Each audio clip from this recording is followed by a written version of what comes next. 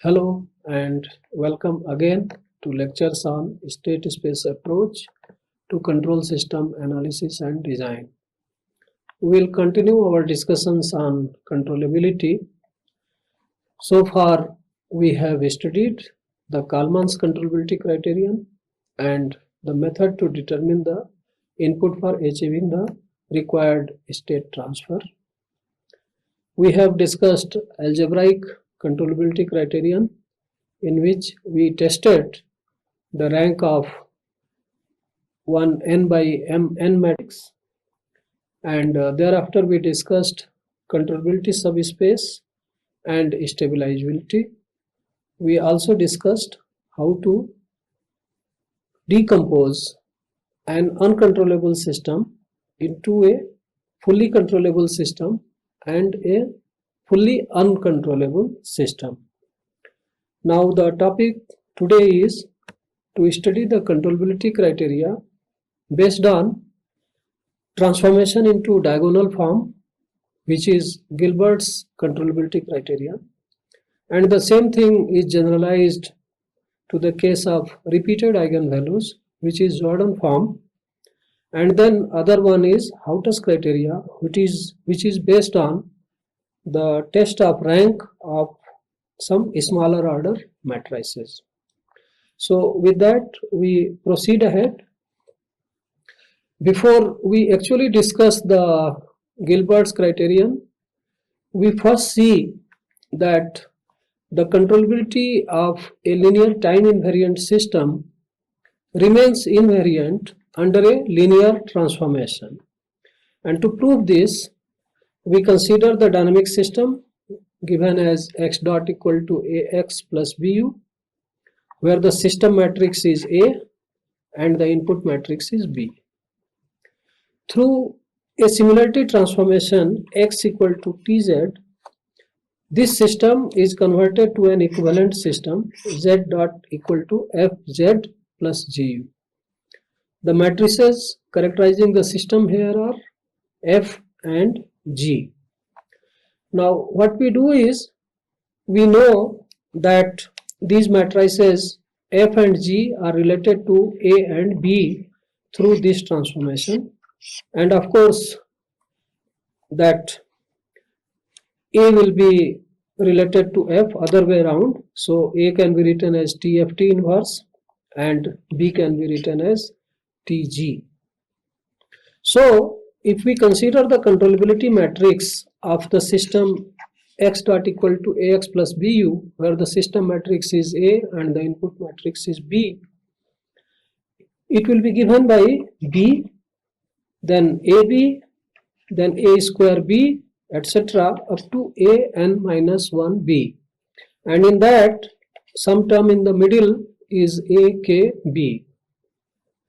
Now what we do is that we consider that this A is related to F as TFT inverse and B is related to G as T into G. So we make these substitutions. In place of B we substitute T into G, and in place of A we substitute TFT inverse, and of course in place of B TG. So in this manner, throughout in this, we make substitution. In place of A, TFT inverse, and in place of B, T into G. And then we concentrate on this term, that A power K B. And we see that A power K B was this, and in that, if we expand it, then it is TFT inverse multiplied again by TFT inverse, multiplied again by TFT inverse. In this manner it is multiplied k times, and finally it is post multiplied by TG. Now what we see, that this T inverse cancels with this T inverse cancels with this one with the next T, and so on, and we are only left with T f power k into G. T on the left is left and G on the right is left. All other these matrices they cancel with the following T. So Tf T inverse power k Tg becomes Tf k power T f power k G, and that means that the Q matrix becomes T pre-multiplying this matrix G, Fg, F square G, etc. up to Fn minus 1 G. And this matrix we recognize, this is the controllability matrix of the transformed system. So the controllability matrix of original system is T times the controllability matrix of the transformed system, the system Fg. So we got from Q the matrix T into the Q bar, and because T is a full rank matrix, it is a transformation, so that means rank of Q should be equal to rank of Q bar. Now we proceed starting from the system matrix F and G, that transformed system, and for that we have Q bar given by this expression. Again we make substitutions. In place of F, T inverse AT, and in place of G, T inverse B. And then we can show that this Q bar is T inverse times Q. And again, because T inverse is inverse of the similarity transformation matrix T, so rank of Q bar will be the same as rank of Q, T inverse being the full rank matrix. So we have proved both that rank of Q is rank of Q bar and rank of Q bar as rank of Q. So we can say that the controllability remains invariant under any linear transformation. Now that means that sometimes if it is mathematically convenient, we can check the controllability of the transformed system instead of the controllability of the original system to have mathematical ease of mathematical manipulations. So Gilbert controllability criterion offers ease for testing the controllability in the case of linear time invariant systems.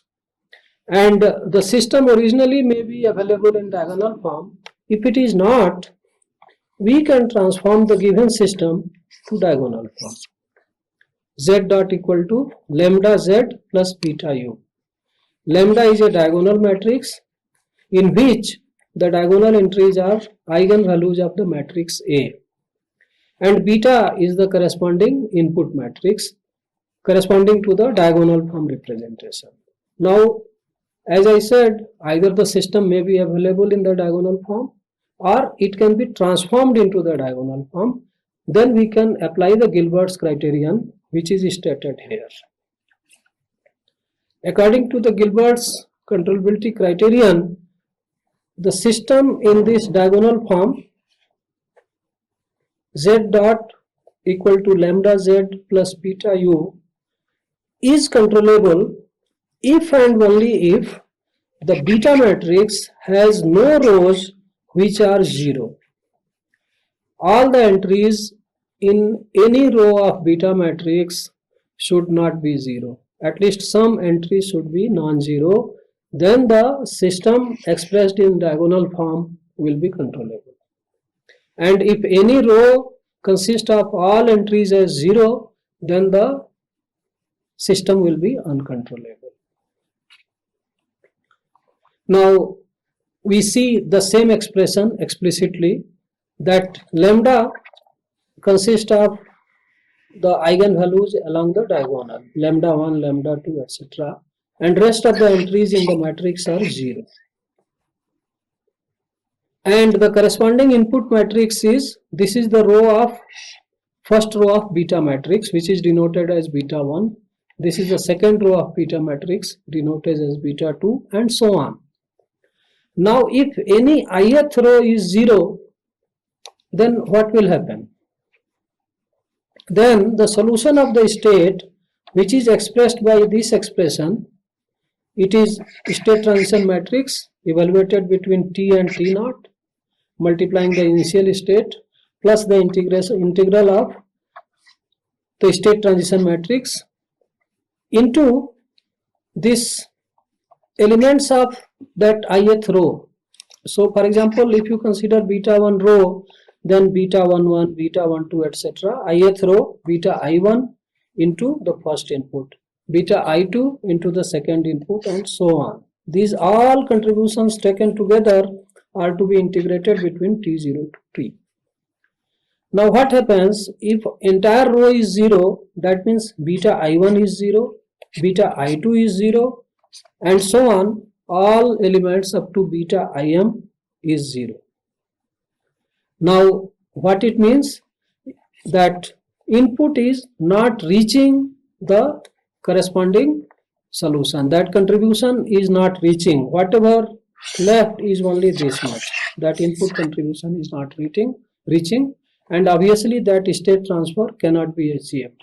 And that proves that Gilbert's controllability criterion, that state transfer will not be possible if all entries in a row of the system in the diagonal form are 0, or there should not be any 0 row in the input matrix of the diagonalized system or the diagonal system for controllability of the system.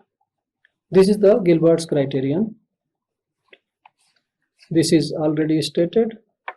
So if any row of beta, say jth row, is 0, then the corresponding eigenvalue lambda j will be treated as uncontrollable eigenvalue, and the corresponding mode e power lambda j t, this one, is the mode which is uncontrollable. So Gilbert's controllability criterion gives precisely that which eigenvalues or which modes are controllable and which are not controllable, and it helps us to separate already the controllable component of the system and uncontrollable component of the system. We look at one example. This example is taken from Friedland's book. This is the way it is given, in which you see A matrix is a full matrix like this, only a few entries are 0, and B matrix is like this. Now using the transformation, for seeing the transformation, I suggest you to look into the book on the chapter controllability and observability, and in the initial portion itself you will find that transformation which can convert this system to this system when that x equal to tz is used. And so we obtain the corresponding system in the diagonal form, the equivalent system in the diagonal form. The diagonal entries are the eigenvalues -1, -2, -3 and -4. And the corresponding system matrix, this is the T inverse B matrix, is obtained as 1, 0, 1 and 0. 2 entries are non-zero and 2 entries are 0. Now obviously, because this corresponding to this eigenvalue -2, the row, here it is only one element because there is single input, this row is 0, so this -2 is uncontrollable. For the same reason, this eigenvalue -4 is also uncontrollable, and so this system is uncontrollable because of two uncontrollable eigenvalues. The controllability subspace here will be of dimension 2, and if it is decomposed into controllable and uncontrollable, controllable system will be of order 2, uncontrollable system will also be of order 2.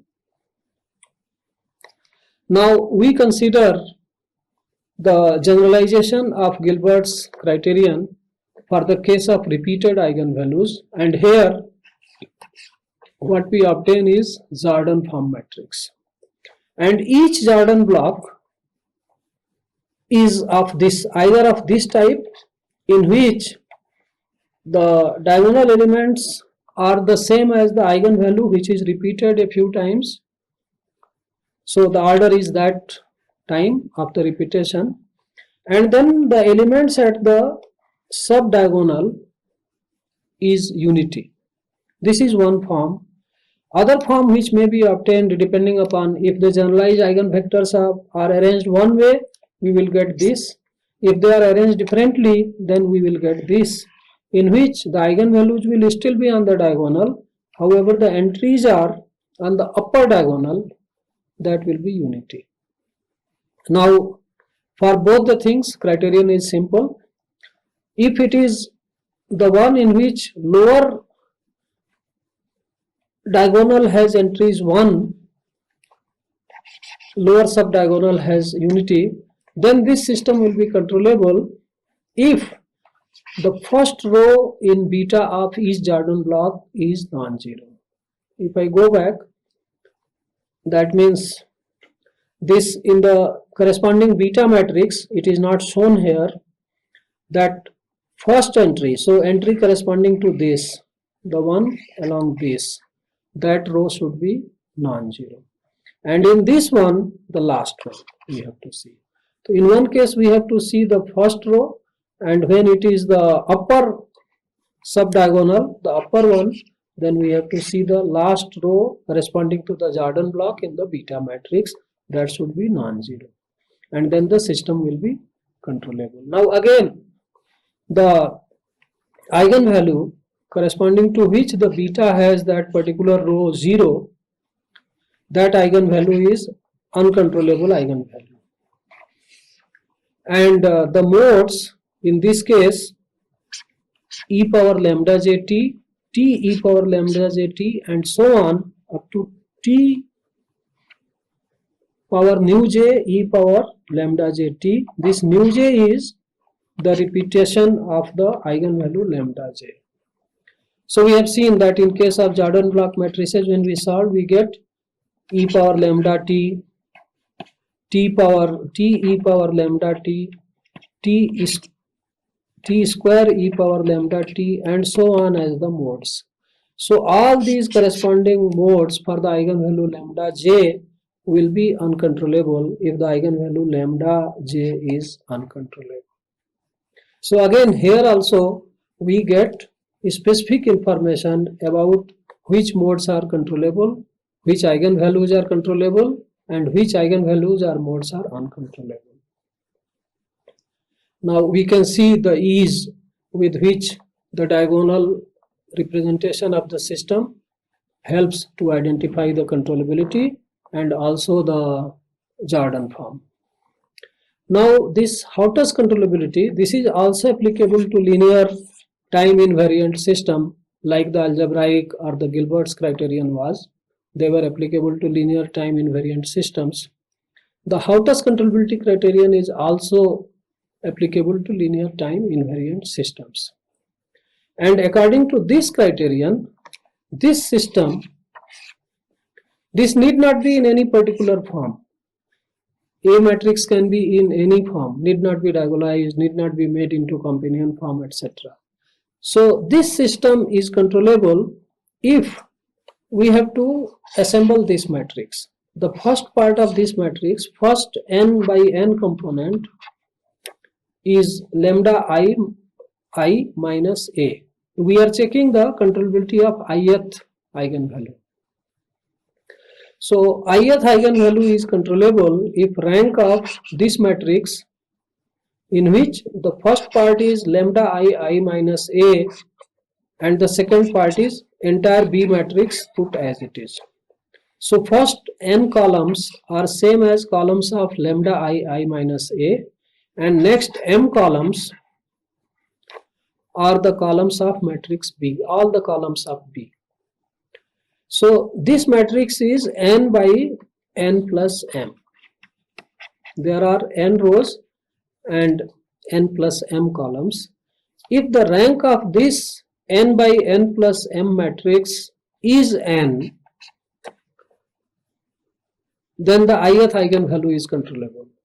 And if it holds good for all eigenvalues, then the system is controllable. So this Hautus controllability criterion is based on rank test of a smaller size matrix. We know that controllability matrix has size n by nm. That is huge. Here it is, instead of the product nm, it is n plus m. This matrix is of a smaller size. However, we have to do the rank test multiple times. In case of the rank test of controllability matrix, we require testing only once. However, in this case, we have to do this testing k times if there are k distinct eigenvalues. So if there are all eigenvalues are distinct, then it will be n times, and if some eigenvalues are repeated, then for repeated eigenvalues it has to be done only once. For each repeated eigenvalue, only once. So it will be required to be done a fewer times. So this is the advantage, and it is based on the rank test, which is simpler to do. Also, there is no transformation involved. Only the eigenvalues are to be evaluated.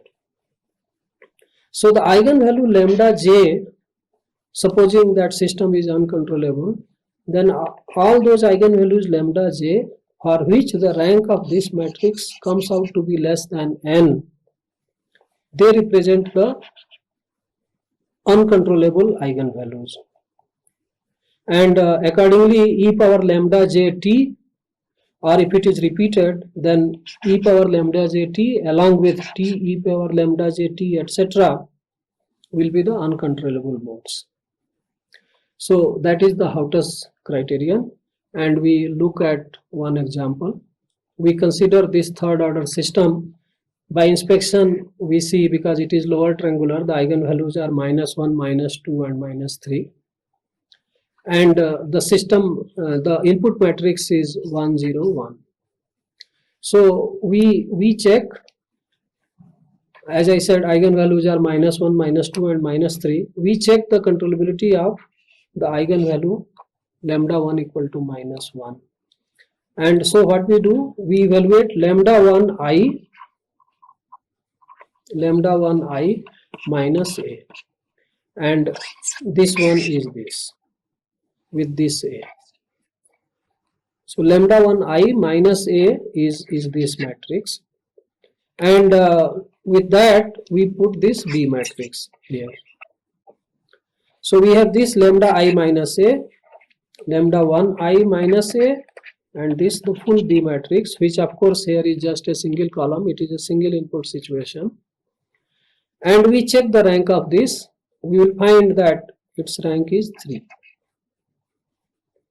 We check similarly for lambda 2 equal to -2. We have already established that lambda equal to -1 is controllable. So we check that whether lambda 2 equal to -2 is controllable in the same manner, and the answer comes yes, the eigenvalue -2 is also controllable. We check for the third eigenvalue lambda 3 equal to -3, and we will find that this eigenvalue comes to be uncontrollable. So because 2 of the 3 eigenvalues are controllable, this system is uncontrollable. One eigenvalue is not controllable, so this system is uncontrollable. That is the conclusion. And the mode e power lambda 3t, or which is e power -3t, is the uncontrollable mode. Now because this is stable, e power minus lambda 3t will decay with time and it will reach the origin. It will become 0 as t tends to infinity. So this system is uncontrollable but stabilizable.